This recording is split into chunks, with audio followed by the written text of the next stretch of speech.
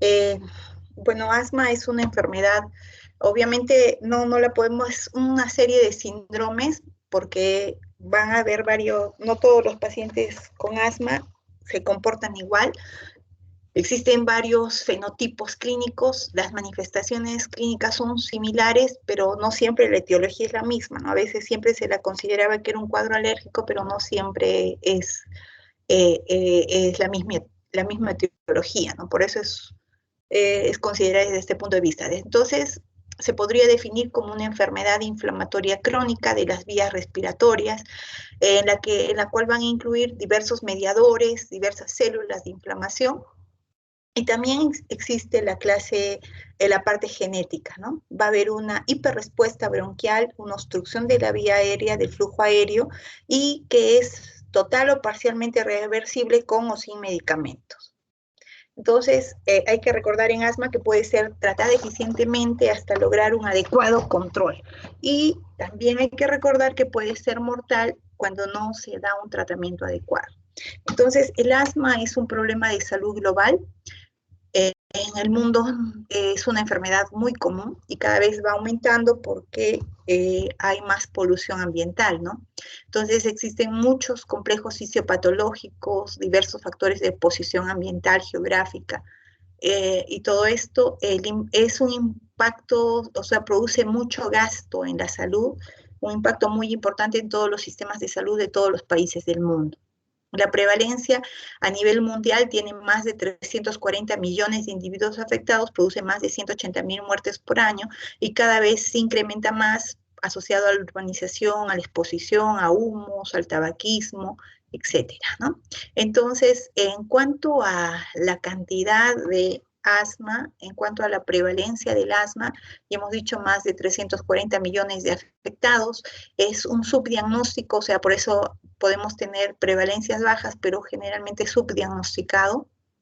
La prevalencia que se reportó en Lima hace muchos años fue esta, ¿no? De un 12% aproximadamente. Y genera una carga económica de 82 billones de dólares, eso fue reportado en el año 2013, por ejemplo.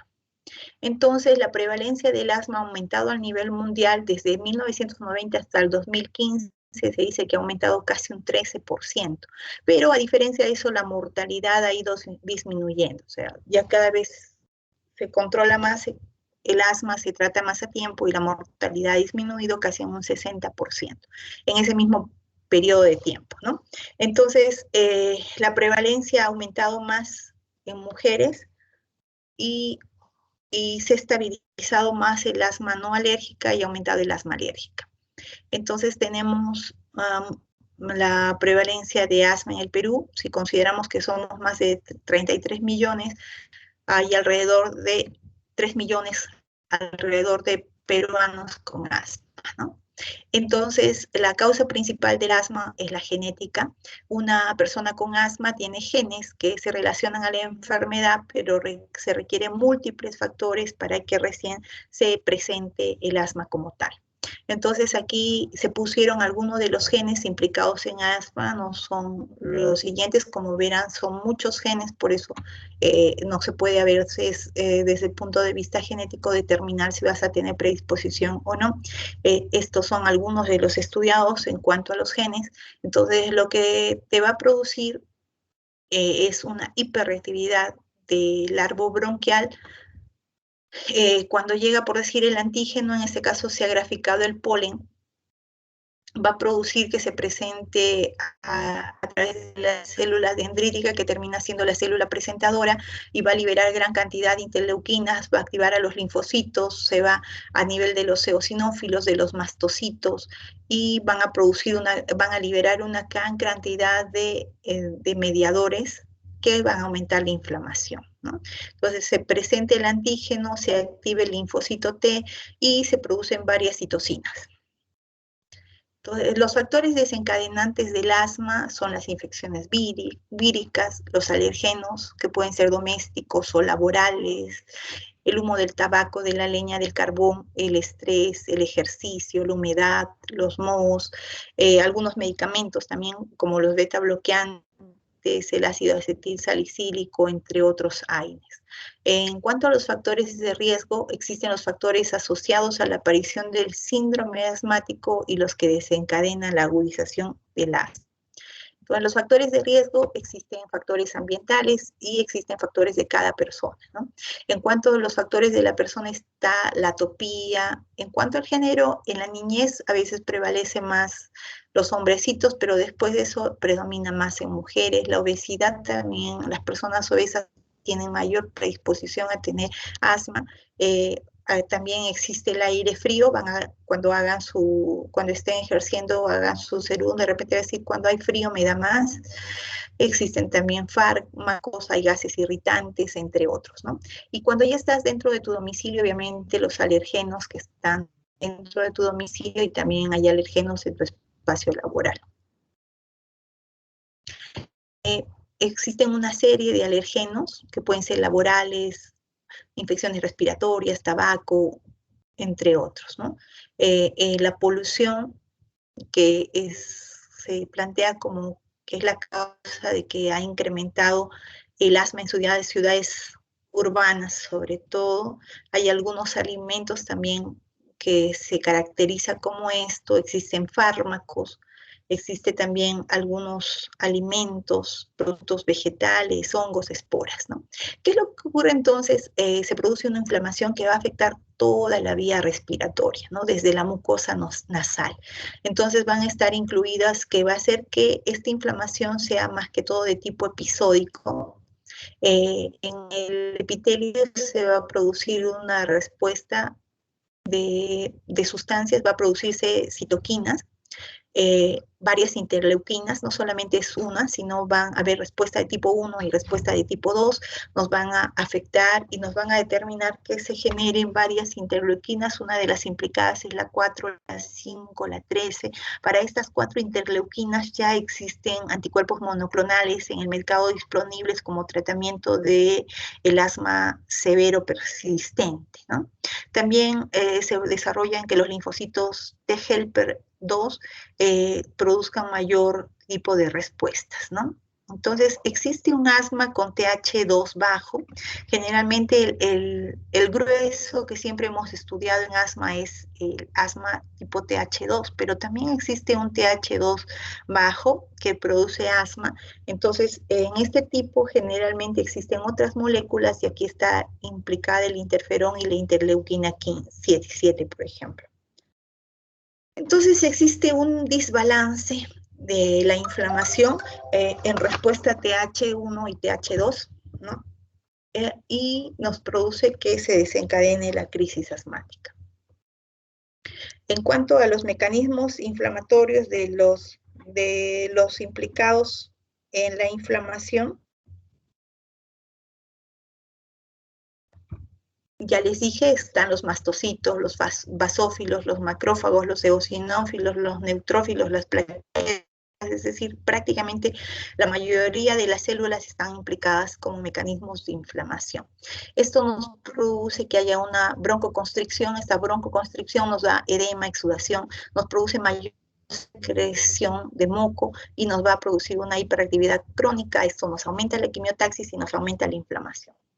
Entonces, nos da una inflamación crónica de las vías aéreas y existen múltiples mediadores químicos. En cuanto a las células estructurales en la vía respiratoria, por decir, en el epitelio bronquial, se va a dañar, va a haber pérdida de las células ciliadas y secretoras, se van a producir múltiples proteínas inflamatorias que van a liberar varias citoquinas y quimioquinas y van a producir que se produzca a nivel del epitelio obstrucción de la vía respiratoria. A nivel del músculo liso en el bronquio, las células van a proliferar, es decir, va a haber una hiperplasia y también va a haber una hipertrofia. Entonces, esto va a ser expresado por mediadores proinflamatorios y nos van a producir una mayor respuesta a nivel muscular. En cuanto a las células endoteliales, van a participar en el reclutamiento de las células inflamatorias y van a haber mayor cantidad de fibroblastos, miofibroblastos, que nos van a hacer que haya mayor cantidad de tejido conectivo y de colágeno, y cuando esto se presenta va a haber remodelación en la vía aérea. Y el asma, que debía ser un cuadro reversible, por decir, un paciente con asma que ya tiene 30 años de evolución, a veces termina siendo un síndrome de asma EPOC, o sea, se comporta como un EPOC en el largo de tiempo, ya tiene insuficiencia respiratoria de repente crónica, pero empezó como un asma no controlado. En cuanto a los nervios colinérgicos en la vía aérea, se pueden activar por reflejos nerviosos y al activarse nos van a causar broncoconstricción y mayor secreción de moco, ¿no? Y estos nos pueden llevar a que uno presente tos y la opresión torácica que el paciente con asma a veces nos refiere. En cuanto a las demás células implicadas, tenemos a los linfocitos T. Obviamente hay un desequilibrio, ya les mostramos en la grafiquita anterior de TH1, TH2, y esto va a predominar obviamente en la mayoría de los pacientes con asma la respuesta TH2 y se van a producir interleuquinas. Los mastocitos cuando se activan van a producir que se liberen mediadores. ¿Qué mediadores va a liberar los mastocitos? Que se libere histamina, leucotrienos, prostaglandinas. Por decir, hace como 40 años, hasta de repente se dijo, ahora sí ya va a estar el control del asma porque empezó a salir el ketotifeno, que se supone que estabilizaba el mastocito, pero como es tan grande toda la respuesta inflamatoria que se da en asma, realmente al final, por ejemplo, el ketotifeno quedó sin ningún efecto, ¿no? Un antileucotrieno también está aquí implicado, por decir, para tratar de estabilizar a estos linfocitos T, ¿no? Pero tampoco tiene un mayor efecto, ¿no? Los eosinófilos están cuando hay gran cantidad de eosinófilos, generalmente hay una relación de que se presente un asma de mayor gravedad. En este caso, los eosinófilos están activados y su apoptosis inhibida, y cuando hacemos un hemograma hay eosinofilia en muchos casos, y cuando tenemos un paciente con asma, con mayor cantidad de eosinófilos, generalmente es un paciente que no, es un paciente generalmente severo, ¿no? Hay otros asmas que no están en relación a los eosinófilos, sino a los neutrófilos, y se da sobre todo más en pacientes fumadores.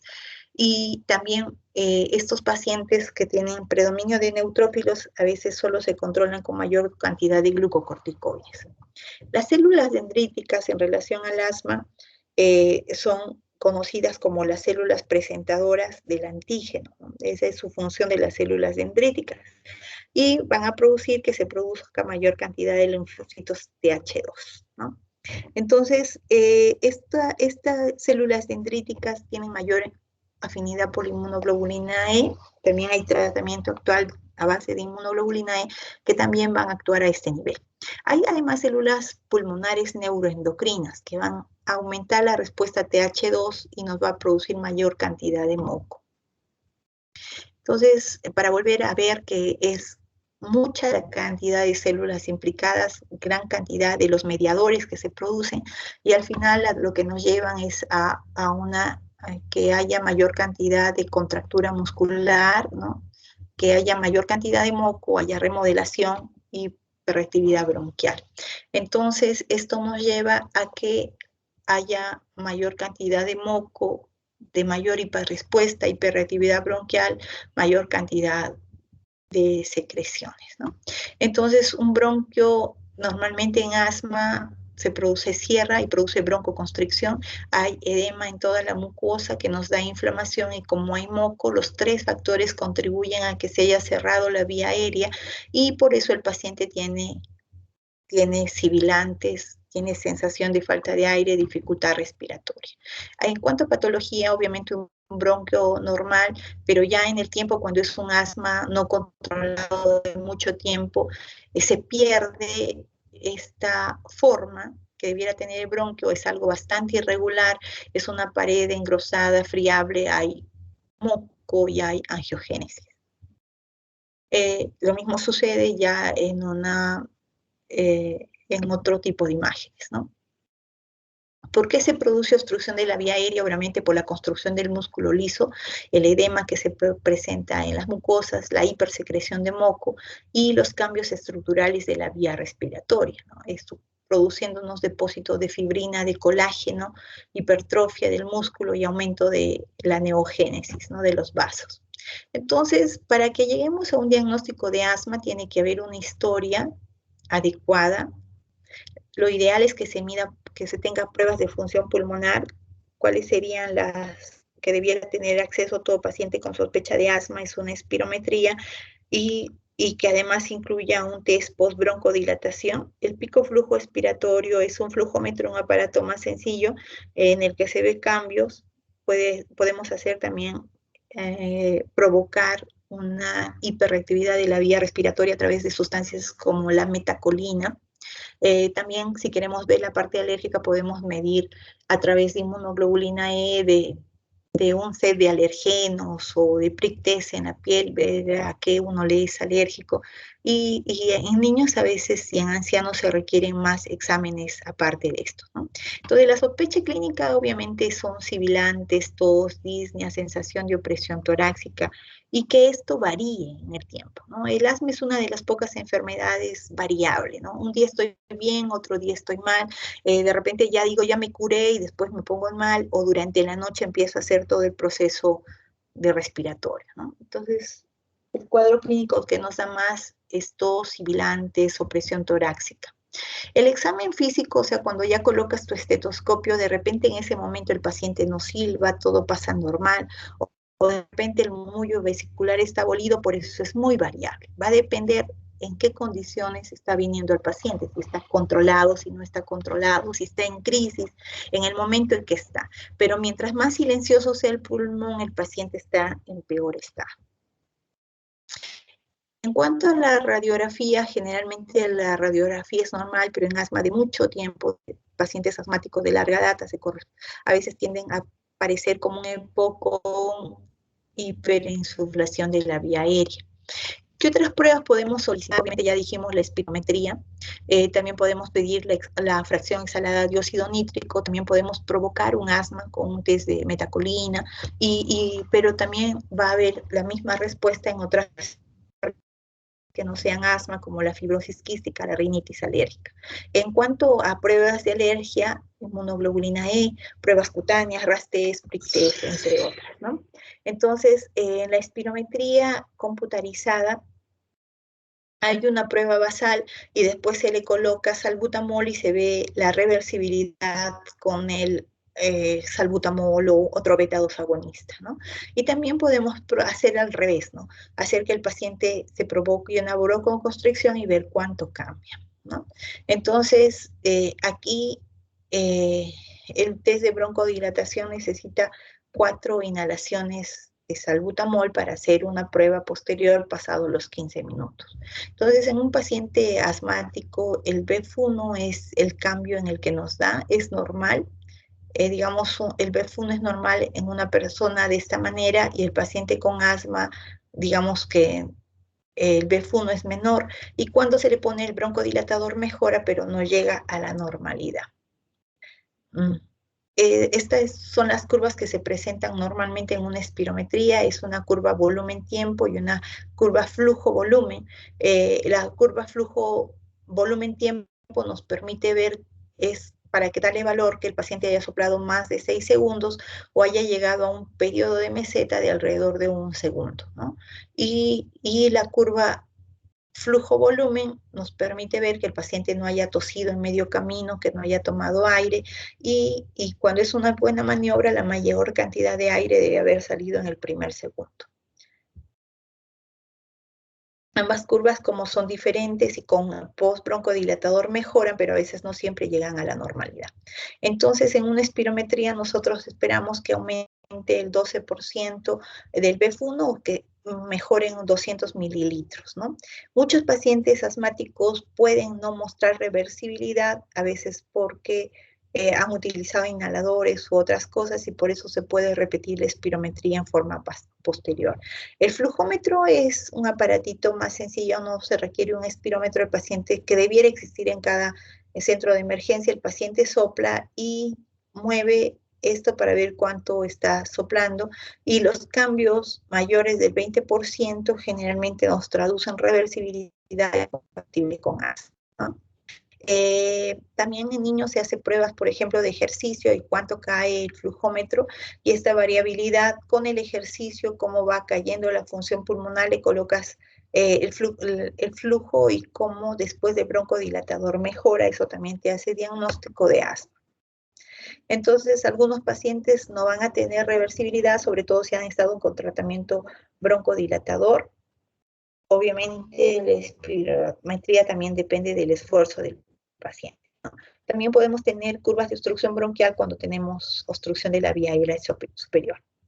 Entonces, para la espirometría se requiere que el BF1 cambie, ya sea más del 12% o 200 mililitros, y que en niños a veces es suficiente un aumento del 12%, a veces no tienen menores volúmenes, podemos pedir necesariamente 200 mililitros. Entonces, y también si le has dado tratamiento, el paciente va a mejorar al mes que le hagas nuevamente la prueba, ¿no? Entonces, el BF1 sobre la capacidad pulmonar vital cuando hay signos de obstrucción, normalmente una persona a ese nivel en la espirometría debe ser mayor de 0,8, pero en personas con obstrucción suele ser menor a 75 a 70.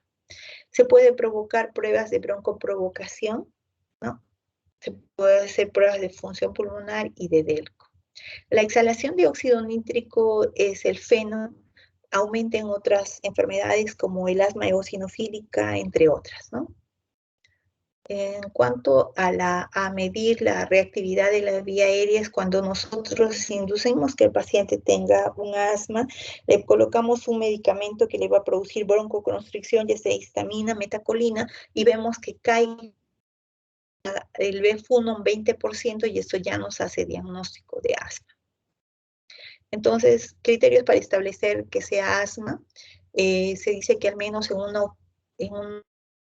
una opción, ¿no? El BF1 esté bajo o el BF1 sobre capacidad vital esté menor de 0,75, ¿no? O el BF1 con el broncodilatador haya mejorado. Cuanta mayor variación haya tenido, mayor relación a asma.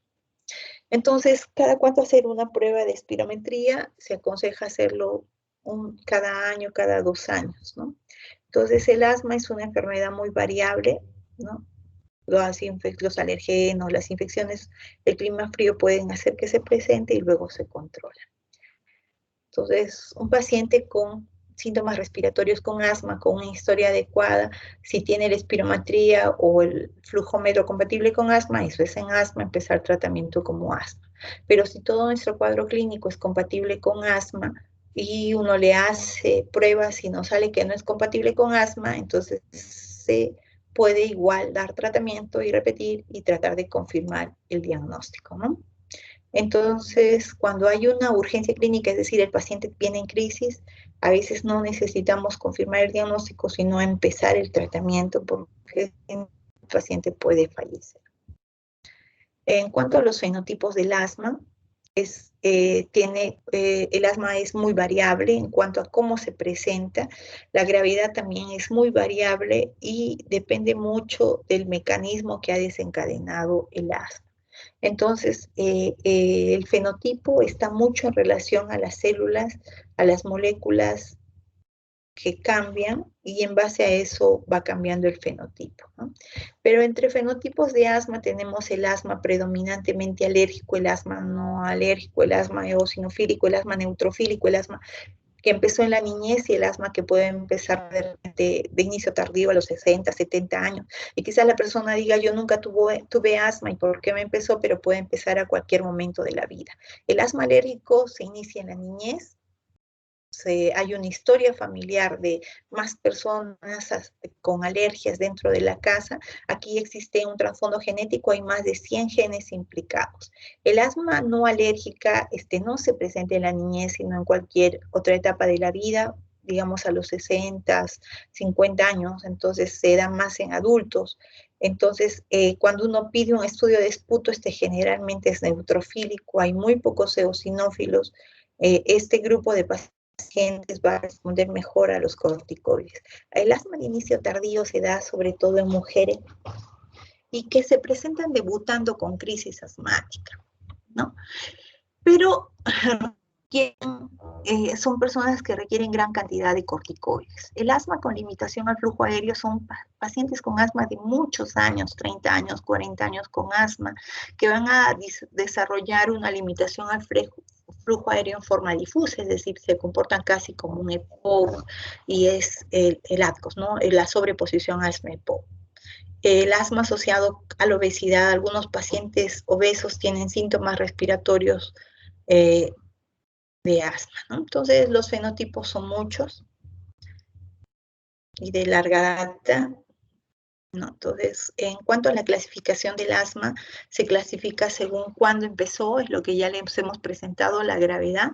También se puede ver si está controlado o no está controlado y si tiene algún desencadenante. Entonces, en asma siempre es importante el control de los síntomas, los factores que tiene, los factores de riesgo que tiene la persona y también factores para hacer una exacerbación.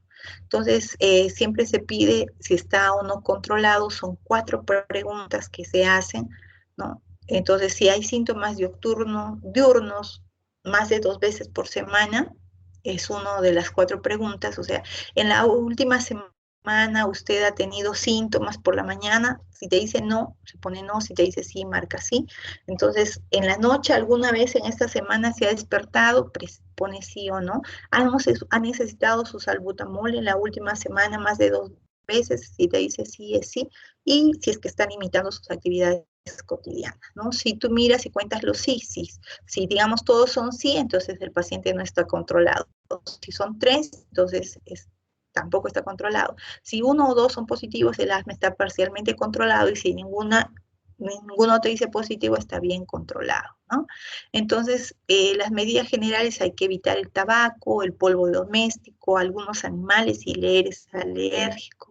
Hay que evitar de repente en algunos pacientes aspirina, preservantes, insecticidas, colonias. Entonces, a mayor el acceso directo, ¿por qué utilizamos inhaladores? Es porque el medicamento va a actuar donde necesitamos que actúe en la vía aérea, ¿no? Y va a tener menos efectos colaterales, ¿no?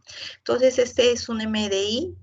Lo ideal es que se utilice con un espaciador. Como verán, no es aerocámara, sino espaciador para que no irrite mucho la garganta. En cuanto al tratamiento del asma, lo catalogan en paso 1, 2, 3, 4, 5 y según eso se da el tratamiento del asma, ¿no? El paso 1 es el asma que consideramos muy leve, se debe dar corticoides a dosis muy bajas. El paso 2 es un paciente que de repente está parcialmente controlado, en esto se puede hacer uso de antileucotrienos. Y en cuanto al paso 3 es un asma moderado, necesita dosis moderadas de corticoides y puedes utilizar un broncodilatador de acción prolongada, ¿no? Aquí en el paso 5 se puede agregar bromuro de tiotropio y el paso 5, que es el asma severo de difícil control, ya a este grupo netamente se lo trabaja el neumólogo, hasta el anterior se puede intentar ser manejado en forma ambulatoria, pero en el otro grupo que pese a que le das su tratamiento, lo controlas, miras que esté utilizando adecuadamente el inhalador, sigue yendo mal, entonces lo correcto es de que se pueda dar terapia con inmunoglobulina E, anti-interleuquina 5, anti-interleuquina 4, entre otros, ¿no? Entonces tenemos que ver que el diagnóstico sea correcto, que la medicación sea correcta, que el paciente lo utilice en forma correcta y que cómo está respondiendo, ¿no? Según eso se va a dar el tratamiento.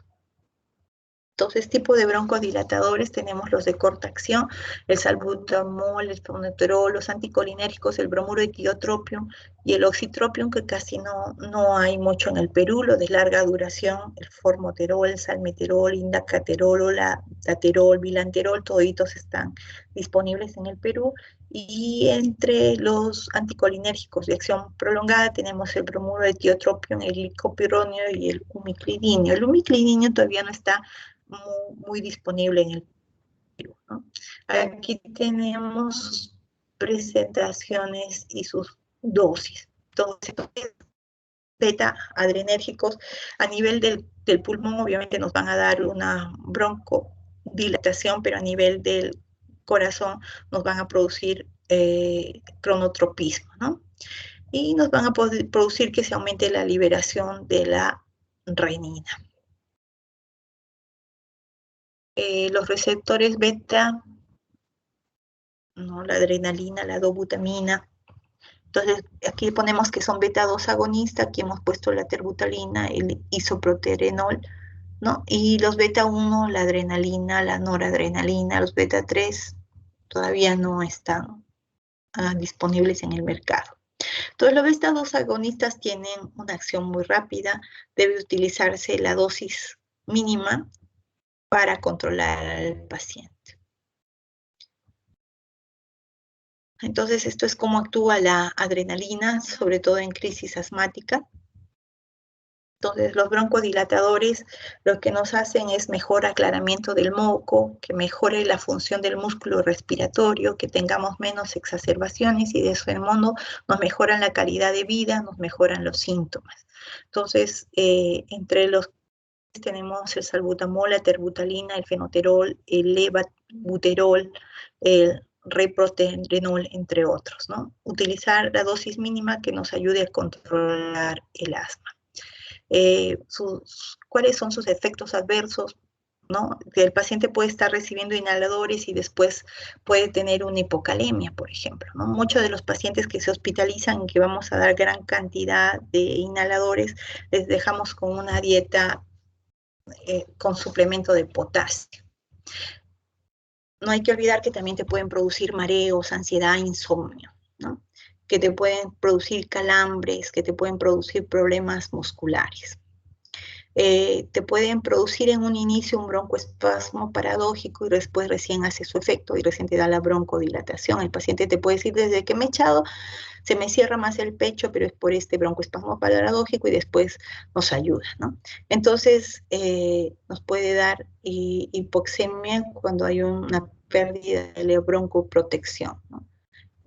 A nivel cardiovascular, taquicardias, prolongación del QT, arritmias. En cuanto a los receptores colinérgicos, utilizamos SAMas, ¿no? Anticolinérgicos en nuestro tratamiento, entonces tienen efectos muscarínicos y nicotínicos, ¿no? Y nos van a producir, vamos a ver que a nivel del pulmón, básicamente nos van a producir broncoconstricción los M3 con aumento de la secreción. Entonces, los anticolinérgicos son menos efectivos que los beta 2 agonistas, pero cuando los utilizamos en pacientes severos, nos van a reducir que el paciente ingrese con menor frecuencia de hospitalización. Los efectos colaterales es el sabor metálico y la sequedad en los ojos. A nivel local, obviamente a nivel digestivo nos dan la boca seca, la lengua amarga, las náuseas, los vómitos. El paciente con glaucoma de preferencia no lo utilizamos, ¿no? En cuanto a los beta 2 agonistas muscarínicos, están los antimuscarínicos.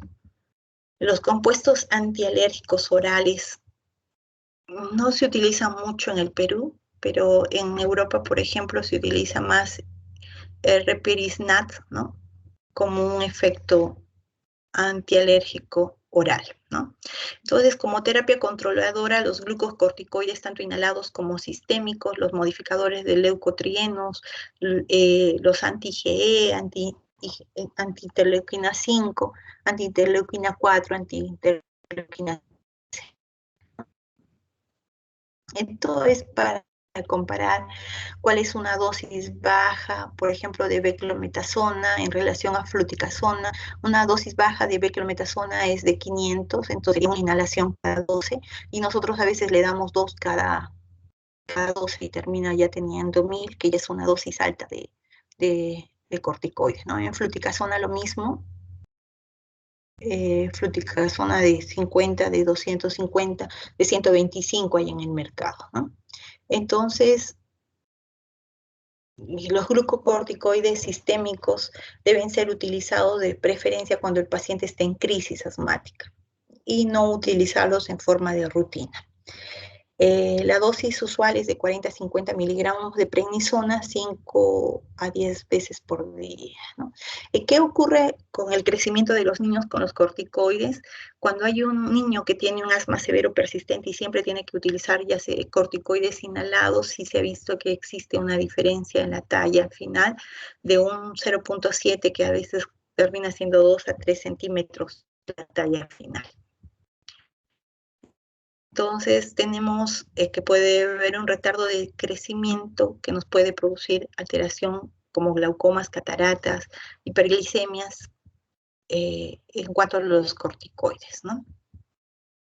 Los antileucotrienos, el que más utilizamos obviamente es el Montelukast, no va a hacer que necesitemos menor cantidad de glucocorticoides, su efecto es menos potente, pero no pueden sustituir a un inhalador, por ejemplo, ¿no? En cuanto a la inmunoterapia, esto es lo que utilizan sobre todo los alergólogos, es cuando, por decir, tú eres un médico veterinario y le haces alergia a los perros, a los gatos, y tu trabajo es ese, de repente vas a necesitar que se te haga una terapia, inmunoterapia específica, ¿no? Para que reduzcan tu reacción adversa a lo que le haces alergia. Entonces, hay nuevos anticuerpos monoclonales, ¿no? Antiinterleuquina 4, antiinterleuquina 5, ya han ingresado varios en el Perú. El más antiguo, más de 10 años, tiene el omalizumab, que es un anti-IgE, es en asma muy severo del grupo 5, ¿no? Estos son algunos de los medicamentos que ya existen como anticuerpos monoclonales. Esta es la forma de algunos de los dispositivos que se utilizan en asma, ¿no? Todos son los dispositivos que se utilizan, ¿no? En pastillitas, en inhaladores, son de varias formas.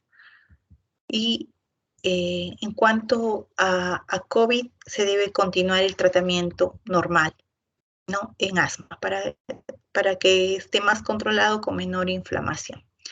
La diferencia entre asma y EPOC, obviamente el EPOC empieza después de los 40 años y generalmente mejora muy bien el asma, los glucocorticoides, ¿ya?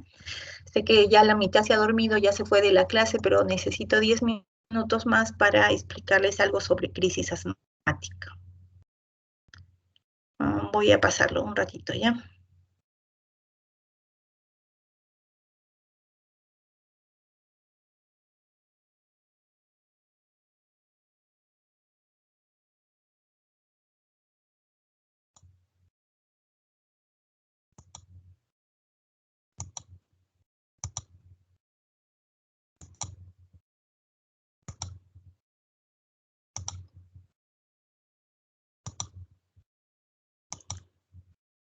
Ya. En relación a crisis asmática, obviamente la crisis asmática, ¿qué es lo que van a ver cuando estén haciendo su internado? Los pacientes van a venir por una exacerbación del asma, ¿no? A veces van a estar con un asma tan severo que van a necesitar hasta intubación. Pero cuando el paciente viene con crisis asmática, hay que clasificarlo y ver qué grado es para, en base a eso, ver si se queda o se va, ¿no? La crisis asmática no es una neumonía con asma, sino sobre todo que la causa que ha venido, por la que ha venido el paciente es por la causa que lo ha traído, que está produciendo todo este cuadro, es el asma, ¿no? Y obviamente se va a acompañar de una disminución del flujo aéreo. Entonces, una crisis asmática, hay una hiperrespuesta, ¿no? Y a mayor obstrucción bronquial de la vía aérea y disminuye la función pulmonar. Estos síntomas pueden aparecer de manera progresiva, o sea, poco a poco, o de manera abrupta. Es decir, por ejemplo, esas de que se salen en las películas que vienen a robar a la casa, el chiquito pierde su inhalador, hace una crisis severa, se desmaya, esos son de manera abrupta, ¿no? Pero la mayoría de pacientes son de manera progresiva, es decir, poco a poco. En esta semana me ha ido aumentando los síntomas al punto que ya no puedo respirar y termino en emergencia. Ese sería el tipo progresivo de una crisis asmática. Los factores desencadenantes para una crisis asmática son los que ya hemos mencionado en la clase del asma, o generalmente los procesos virales, los alergenos, el polen, que no esté recibiendo adecuadamente su tratamiento. Entonces, también existen factores precipitantes o agrevantes, ¿no? Por decir, si yo no sabía que era alérgico a la aspirina y me tomé una aspirina, de pronto se me cerró el pecho, ¿no? El reflujo gástrico también puede ser un factor desencadenante. Los factores hormonales, los psicológicos, el ejercicio, el frío, vacunaciones. Sí han habido pacientes que se han vacunado, por decir, y se les cerró el pecho, ¿no? Picaduras de abejas, entre otros. Entonces, aparte de llamarse crisis asmática, también se la llama agudizaciones, exacerbaciones, ataques de asma. Entonces, los síntomas, cuando viene un paciente en una crisis asmática necesita un tratamiento rápido. Entonces, como les dije, hay una crisis de instauración rápida, ¿no? Y hay una instauración lenta en la que poco a poco me han ido aumentando los pacientes. Felizmente, la instauración lenta corresponde al 80% de los pacientes y solo el 20% es de los que rápidamente hacen una crisis severa. Entonces, a la de progresión lenta se le llama tipo 1 y a la de progresión rápida se le llama tipo 2. Entonces, la de tipo 2, que es de progresión rápida, predomina más en hombres. Entonces, hay una obstrucción más severa de la vía aérea y estos pacientes a veces pueden fallecer. Entonces, cuando un paciente viene con crisis asmática, siempre es importante determinar la gravedad, porque eso nos va a determinar si el paciente va a fallecer o no. A mayor gravedad, el paciente puede fallecer. El riesgo vital es que el paciente tiene mayor probabilidad de fallecer con crisis asmática. Entonces, existe un asma mortal, y existen algunas cosas que uno debe saber en la historia clínica para ver que nuestro paciente tiene riesgo de fallecer con asma. Entre esos factores existe si antes estuvo intubado, si antes requirió UCI, si está utilizando más de 2 envases de beta, o sea, más de 2 envases de salbutamol en el último mes, eso te puede hacer que tu paciente fallezca, ¿no? Antecedentes familiares también. Y las comorbilidades, si el paciente tiene alguna enfermedad cardiovascular o una enfermedad psiquiátrica. Entonces, para ver el grado de esta crisis es necesario ver el grado de la disnea, cuántas palabras puede decir el paciente. Los pacientes que están peor ni se quejan, solo se quedan calladitos, medio sentados hacia adelante y solo se preocupan por respirar, porque si hablan les falta más el aire. Al que habla, cebullas, está mejor. El que casi está más callado es el que está peor, ¿no? Obviamente, si un paciente viene en coma por asma, está en peor estado, si la frecuencia está con una polimia, una frecuencia respiratoria de 40 está peor, si está usando uso de músculos accesorios está peor, si hay silencio respiratorio está peor, si hay taquicardia en un inicio, después bradicardia, si hay bradicardia está peor, ¿no? Entonces, todo eso te determina el grado. Entonces, cuando el paciente recién ingresa a emergencia, tú tienes que tener una evaluación inicial estática y una evaluación dinámica. La evaluación dinámica es que le has puesto medicamentos y ves si el paciente ha mejorado o no. El estático obviamente vas a ver si tiene riesgos de fallecer por asma, ver cómo está, si es un grado leve, moderado, severo y ver si tiene alguna complicación. Entonces, en la dinámica ya le diste tratamiento y ver cómo ha respondido al tratamiento que le has dado para asma. Y eso te va a determinar qué vas a hacer con el paciente, ¿no? Un paciente va a ser severo, puede fallecer cuando el paciente está somnoliento, cuando ya llegó a bradicardia, ¿no? Y está en los otros grados, ahí está su clasificación. Entonces, ¿qué es lo primero que damos en una crisis asmática? Siempre va a ser un broncodilatador de acción rápida. Ahora que no se nebuliza a los pacientes, de preferencia un salbutamol, ¿no? Y en el tiempo que se nebulizaba, hacíamos nebulizaciones con femnoterol, que también es un beta-2 agonista. Y los corticoides. Los corticoides son parte del tratamiento del asma y esto generalmente lo colocamos en vía endovenosa cuando el paciente está muy severo y el oxígeno según la crisis que tenga. Entonces, se le coloca salbutamol, a los 15 minutos se reevalúa, si ya está bien, se va a la casa con salbutamol y probablemente corticoides. Si el paciente no mejora, corresponde a una crisis moderada, ya le administras más veces de salbutamol y le vas a dar corticoides y si es que el paciente no mejora es una crisis grave. En la crisis grave además puedes utilizar bromuro de ipatropio, el corticoide es mayor, ya no es 1 miligramo por kilo de peso, sino pasa a ser hasta 2 miligramos por kilo de peso, puedes utilizar sulfato de magnesio, entre otras cosas, ¿no? Entonces, y si no mejora, el paciente puede utilizar primero cánula de alto flujo, después en el orden, si no mejora, sería una ventilación no invasiva y si no mejora, recién podríamos plantear la ventilación invasiva.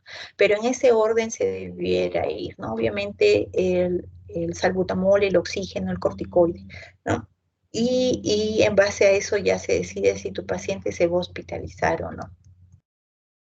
Entonces, se puede utilizar salbutamol 2 PAF cada 20 minutos y de ahí ir controlando a nuestro paciente.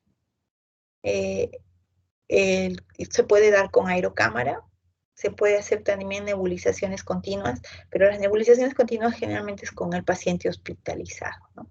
La dosis de corticoides es 1 miligramo por kilogramo de peso. También hay algunos que mencionan corticoide inhalado a altas dosis, ¿no?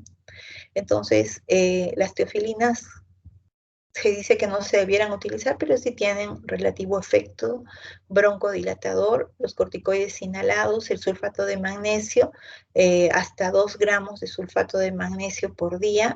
El Heliox no es algo que utilicemos, pero sí está descrito porque tiene una potente acción broncodilatadora, ¿no?